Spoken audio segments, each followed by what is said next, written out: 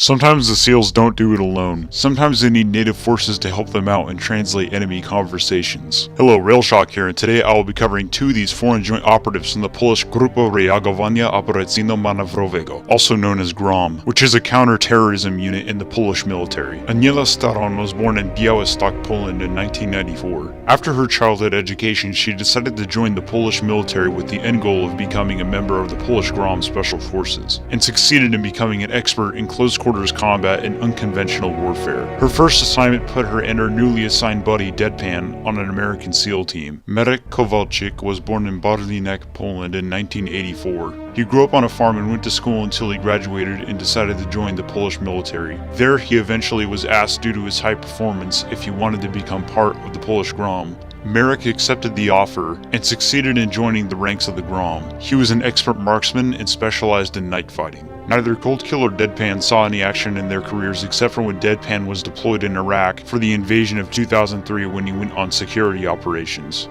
Their first major action would come when a major terrorist group known as the New Slavic Order was detected in Poland and was believed to be capable of producing weapons of mass destruction. The US Special Forces were activated to investigate the terrorist group, and the Polish government requested that Polish Special Forces be allowed to join them since they are operating on Polish soil. COLDKILL and DEADPAN were then selected to work in a Navy SEAL team under its commander, Spectre. Their team went on a reconnaissance mission where they successfully bugged a computer and a phone to monitor the terrorist activities, and then successfully extracted. The team was later called in when the bugs they placed on the previous mission intercepted a message indicating that the New Slavic Order was planning to activate chemical weapons at a ship christening ceremony in the city of Gdansk, where they would capture the First Lady and wreak havoc on the city.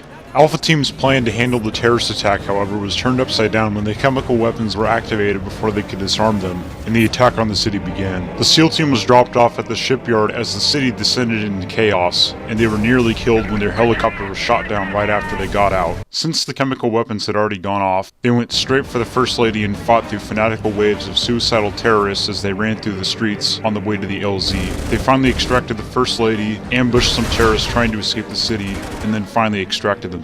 With continued monitoring of the surveillance devices that Alpha Team had placed at the terrorist residence, they figured out that a high-level terrorist leader named Kurosh was in the area somewhere, and Alpha Team was sent in to capture him and clear the area. The team searched through many areas and fought many enemies.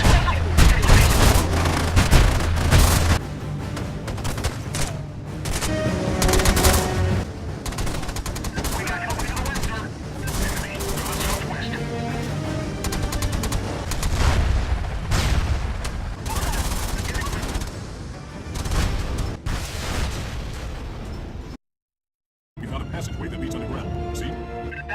Till they discovered a cave entrance in a barn. The cave led to a salt mine where Alpha Team fought through many terrorists and eventually found their way out. Once they were out, they fought their way to Kurosh and captured him. Kurosh was interrogated and revealed that the NSO was operating out of a city called Wrocław in the south of Poland. According to Kurosh, the NSO was using an abandoned brewery to manufacture the two components of the binary nerve agent that was used in the Gdansk attack. Socom also intercepted communications indicating that because of the recent setbacks of the NSO, the group was planning to flee Poland and set up operations elsewhere in Eastern Europe. A massive storm had moved into the area and most civilians had evacuated, so the NSO was working hard to pack up and leave the area. Alpha Team was ordered to recon but not engage the terrorists in the area. The team moved through torrential rain and reconned the NSO's chemical scientist, Dr. Mironova, and then stealthed through the city and identified the terrorist leader Krzysztof Grytz before finally extracting. Because of Alpha Team's reconnaissance, Socom had confirmed that the NSO was dismantling the equipment housed in the brewery and would soon fall back to the Czech Republic to reorganize for a new string of attacks. The flooding caused by the rain had delayed the NSO's escape, and the Alpha Team had one last chance to capture or kill the main force of the organization. The team then prepared to execute their final mission. First, the team infiltrated and commandeered a terrorist boat and cleared out a safe house in the outlying area,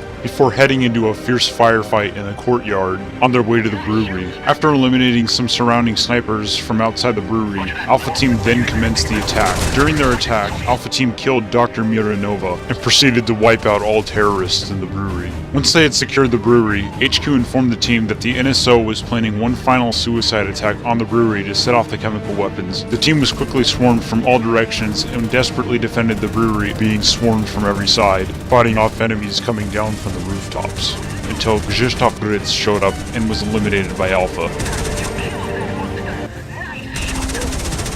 Alpha Team then extracted off into the sunset. Deadpan was getting old and he retired at the end of the mission, saying he would farm cabbage in the countryside. I've been doing this too long. After this mission, I'm retiring. I'm going to grow cabbages in the countryside. And Cold Kill continued her service in the Polish military, which concludes our story of Cold Kill and Deadpan in Socom. Thank you for watching, and as always, I'll see you next time.